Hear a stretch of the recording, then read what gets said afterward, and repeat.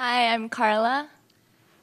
And I'm Sherry, and I'm not reading. I'm just here to introduce Karla's wonderful piece, which I'll be listening to along with you.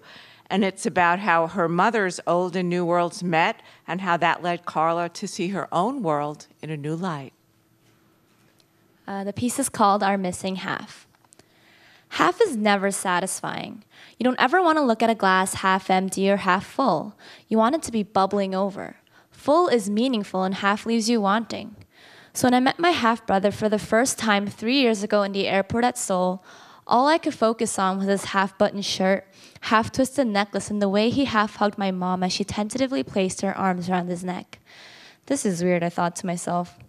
Mom's hand gently encircles his porcelain neck as if she could never let go. "This is your sister," she said, her eyes remaining locked on him. I tried to speak, but the upper corners of my lips wouldn't budge. I extended my hand and he responded with a half hug, and automatically I stiffened. I didn't even know this person. But that wasn't true. I knew about him. All my life I'd heard about the son from Mom's first marriage, the son she was forced to leave after divorcing his dad. But when you hear so much about a person you've never met, you begin to see him as a character in a story that you're never going to be a part of, less real and relevant. Mom had lost contact with her son for 16 years. Sometimes, as we sipped sweet rice water on the bed, bare toes wriggling under the covers, she would blurt, "When you become famous and go on national television, say, 'I am looking for my brother.'" And we laughed together because it was still just us two. The thought of change anytime soon seemed a hazy vision molded too many times to our imagination. I'd always felt sympathy for the 5-year-old boy whose mother left for a better life. But my sympathy was limited, for his mother was my mom, and I was part of the better life she created with my father.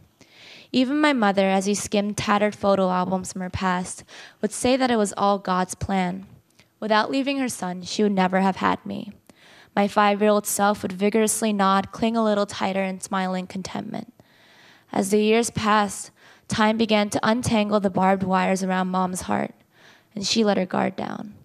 I would see her crouching under the fluorescent light at 2 a.m., eyes glued to the old photo album. I began to see we were blatantly ignoring the lonely character on the other side of the globe. That didn't mean I wanted to be jammed into the backseat of a rundown Hyundai with that lonely character once we were on the same side of the globe. On our way from the Seoul airport to a remote island called Jindo, I grew panicky. It would be 4 more hours of suffocation pushed against Mom, my half-brother on her other side. "Karla, heard you like singing." Startled by his voice, I winced as my elbow slipped off the leather lining, banging the metal handle. My mom and half-brother had been sharing old memories for what seemed an hour. I did like singing, in fact, I loved it, but the question seemed misplaced, a feeble attempt to include me in the untouched realm of their past. I mumbled yes, slumping deeper against the cushions. Every time Mom patted my half-brother's back, I squirmed. She spared me only a few glances, which meant, "You should understand, Karla." I didn't want to understand. All I longed for was the laughter Mom and I shared over burnt noodles or our conversations where I'd be enveloped in her sweet, distinct aroma. Soon my half-brother and mother were asleep, her head lolling against his shoulder.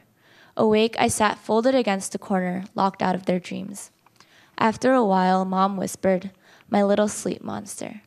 Anxiety charged through my body as I heard that phrase, one she'd sung into my ears ever since I was the size of her arm. Had she stolen my title and offered it to that boy? I was relieved to discover her gaze enveloping me. As she reached for my hand, I felt overwhelmed with the realization that love, even my mom's, is not finite. There is no quota for affection, a fixed supply, no means of measurement. Her love could not be quantified by the number of times she squeezed my hands or called my name. It was rooted in the life she lived. This moment, the rebuilding of her past, could not erase our fortress bond. And I thought maybe, just as she could love me without limits, so she could love my half-brother. Although the situation was nowhere near normal, and we had yet to expose to one another the crevices of our hearts, he and I were bonded together, voluntarily squished into the backseat of a Hyundai. It was amazing how even a few hours of silence with someone you've never met before can offer a small familiarity. We both sang, and maybe my world, instead of halved, could become a bit bigger.